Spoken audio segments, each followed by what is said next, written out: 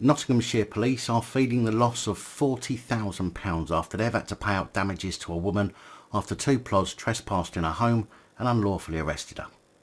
The incident happened on the 24th of April 2017, but it's taken more than 5 years for police to admit to their wrongdoings. I mean, when you hear this, even you as a member of the public will know that the police have ballsed up, because the two Nottinghamshire police constables who attended the scene of bailiffs trying to cash in on an alleged debt actually indicated that they would assist the bailiffs in seizing the woman's goods.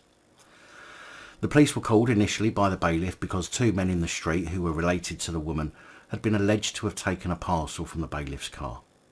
Once the police arrived, body cam footage taken from the bailiff's body cam showed the bailiff saying, "I've come to take that," as in Sharon's car, and then take goods out of the house as well.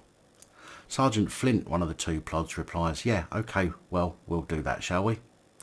The woman's auntie questions the police about their involvement in assisting bailiffs, telling them that they can't do that, to which Flint replies, "Yeah, we are, so that's that. Well, that's what's happening.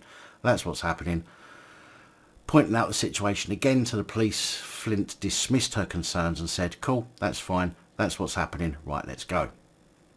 Of course, as we've seen in many videos where bailiffs or TV licence goons call the police seem to think that they have the power of entry, which they don't, as we all should know. The police are only there to prevent a breach of the peace, but in almost all cases actually cause a breach of the peace. Flint, on body camera footage, is then heard talking to the resident of the property, telling her quite incorrectly that he has the power to force entry if she does not open the door, saying that he suspects that there are stolen parcels inside her house. Of course, with zero evidence or reasonable suspicion of such a claim. The second constable, PC Richard Elliott, arrives shortly afterwards, and then Flint can be heard threatening to break the door down. The resident eventually allows police into her home, but then closes the door behind the police and locks it so the bailiff could not enter. And so because of this, there is no footage said to be available from inside the home, but the bailiff's footage picked up on the resident calling for help. Whilst inside the house, the resident claims that Sergeant Flint accused her of imprisoning him and his colleague. She said, "The way the two officers approached me was aggressive, frightening and intimidating. From the looks on their faces and their body language, I just believed I was going to be attacked." She explained that both of the cretins tried to grab her keys and Flint threatened to spray her with CS gas.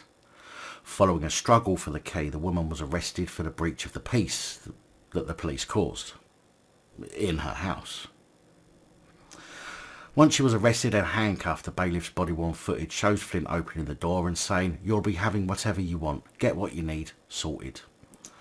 Now, the bit that makes this all the worse, in my opinion, is that the bailiff entered the property but couldn't find anything of value and then left empty-handed before the police uncuffed the woman and de-arrested her and then left themselves.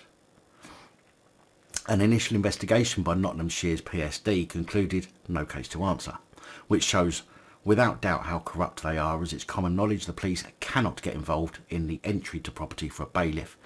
So at the very least this was misconduct, but the woman was quite rightly not having any of that bollocks, and so she appealed to the IOPC. The IOPC said that PC Elliott should attend a misconduct meeting, but said Sergeant Flint had a case to answer for gross misconduct. At the hearing, 12 of 13 allegations against Flint were upheld and he was sent on his merry way, P45 in hand. But after 2 appeals, Flint was given his job back and given a final written warning instead.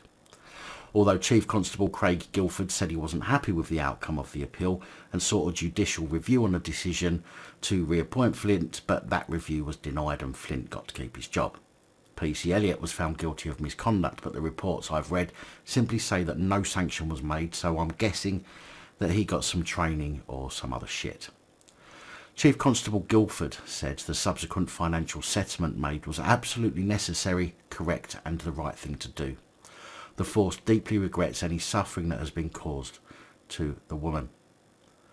What a shit show. Blatantly knowing they shouldn't get involved, they got involved. I mean, if members of the public know this, why don't police? And why are police not held properly accountable for blatantly misusing their powers? An absolute joke. But I guess 40 grand will make sure the woman sorts out any debts she may have, which will obviously limit the future interactions with bailiffs and dickhead police.